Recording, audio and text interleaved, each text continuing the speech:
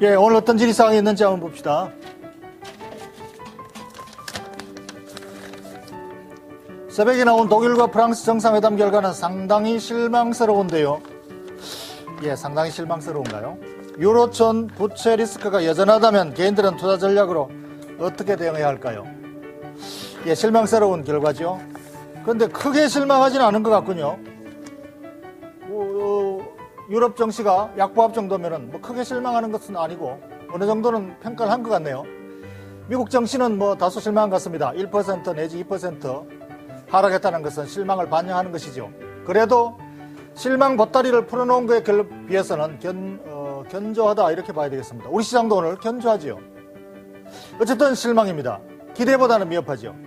반등을 해줬어야 되는데, 그래서 독일 프랑스 정상회담에서 시장이 기대한 것은 엄청난 유동성을 공급해 주기를, 그러니까 핵폭탄 같은 유동성으로 불난데를 일시에 한 방에 꺼버릴 그런 어떤 보따리를 가지고 오기를 은근히 기대했습니다만 사실 과다한 기대였죠. 과도한 기대.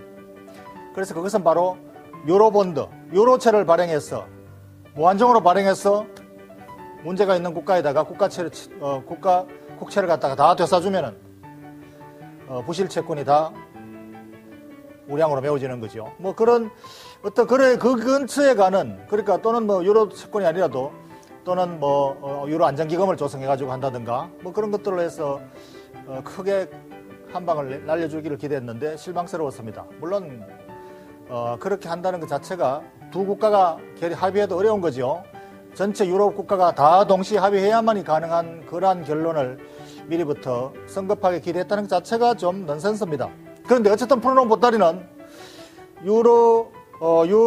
유로존 경제위원회를 설립해가지고 거기서 공동으로 관리하고 감시하고 재정에 대한 감독을 한다. 그리고 결국은 긴축을 강화한다라는 그런 뉘앙스를 풍기네요. 그리고 또 하나 더 긍정적인 것은 금융 거래세를 매기겠다. 와, 그것은 괜찮은 것 같습니다. 투기 세력들이 샀다 팔았다 시장을 교란시키는데 금융 거래세를 매겨버리면은 그런 짓거리는 못할 거 아닙니까? 그렇다면 시장은 많이 안정되겠죠. 아마 이번에 시장이 상당히 평가를 한 것 같습니다. 그래서 뭐 별로 나쁘지 않다, 저는 그렇게 생각합니다. 많이 실망한 것은 아니다. 그러나 단지 유로 리스크는 여전히 잠복해이고 아직 진화되지 않았다. 그래서 도대체 이것을 어떻게 대응할 것인가. 그래서 이제 본론으로 한번 들어가 봐야 되겠군요. 그렇다면 지금 유로 리스크 문제를 해결하는 방법은 쉽게 말하면 부자 나라가 가난한 나라를 도와주면 됩니다. 가난한 나라의 부실 채권을 부자 나라가 우량 채권으로 바꿔주면 되죠. 다시 돈을 빌려주고 더 좋아질 때 갚아라 하고 또 돈을 빌려주는 것이죠. 그런데 이 부자 나라 독일과 프랑스, 가난한 나라 지중해 연안 국가들, 그런데 부자 나라의 형편이 별로 녹록치 않다는 것이 문제입니다. 그렇게 도와줄 만한 형편이 안 된다는 것이죠. 이번 2분기 GDP 독일, 프랑스 둘 다 보니까 거의 0%에 가깝습니다. 거의 성장이 정지 상태이다. 어쩌면은 조금 있으면 마이너스로 갈지도 모른다. 위태위태하다. 이거 부자 살림도 위태위태하기 때문에 아직 곳간에 그렇게 양식이 많아서 빌려줄 만한 형편이 안 된다. 이것이 제일 문제입니다. 그래서 결국은 서로서로 긴축을 해서 서로서로 아껴 쓰자 이겁니다. 그렇다면 서로서로 아껴 쓰다 가다면은 지금 이미 곳간에 살림이 비어있는 그런 국가는 이거 굶어 죽게 생겼다라는 것이죠.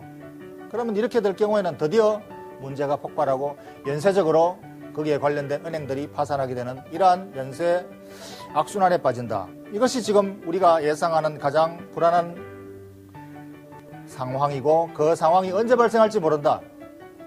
그러나 당장 임박한 것 같지는 않습니다. 유로존이 저렇게 느긋하게 대응하는 걸로 봐서는 당장 임박했으면 저렇게 느긋하게 대응하지는 않겠죠.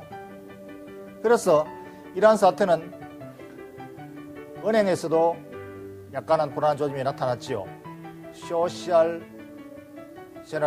소시에테 제네랄, 프랑스 최대 은행인데 소시에테 제네랄 은행이 위태위태하다.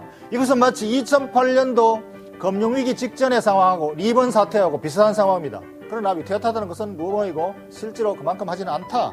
어쨌든 간에 이러한 것들이 지금 현재 아직까지 남아있는 잠복하고 있는 언제나 시장을 위협할 수 있는 재료이기 때문에 이 상황은 우리가 안고 가야 된다. 이것을 안고 가면서 해결해야 되는 투자 대응. 이것이 바로 오늘 우리가 결론을 내야 되는 문제입니다. 결론을 내보죠. 이 결론은 리스크를 안고 어쨌든 투자 대응을 해야 된다. 부채 리스크 하위 투자 전략. 결국은 쉽게 말하면 두 가지 전략입니다. 하나는 트레이딩을 어떻게 가르치니까 박스권 단기 트레이딩이 요요한 전략입니다. 단기 등락이 상당히 있는 동안에 옆으로 횡보할 가능성이 많습니다. 그래서 단기 트레이딩 대응으로 하고 그 다음에 근본적으로는 뭐냐? 기업 실적입니다. 기업 실적. 세계 경기가 둔화되더라도 기업 실적이 괜찮은 기업을 골라내는 것. 오늘 월마트 차트 보시면은 월마트 주가는 급등했습니다. 어닝스 프라이스 때문에. 그러니까 시장 때문에도 영향을 안 받는 종목이 중요한 것이죠. 그것이 바로 경기주보다는 이제 안정성장주의 가치를 더 높이 둔다. 펀드 매니저들이 안정성장주를 더 비싸게 살 겁니다. 안정성장주, 식품, 필수소비재, 화장품, 유통주 뭐 이런 것들이죠. 그리고 고배당주. 주가가 떨어질수록 수익률이 높아진다. 투자 수익률, 주가락으로 배당 수익률이 5% 내지 7%로 올라진 기업들. 그것이 바로 고배당주입니다. 이것이 바로 오늘의 투자 전략 결론입니다.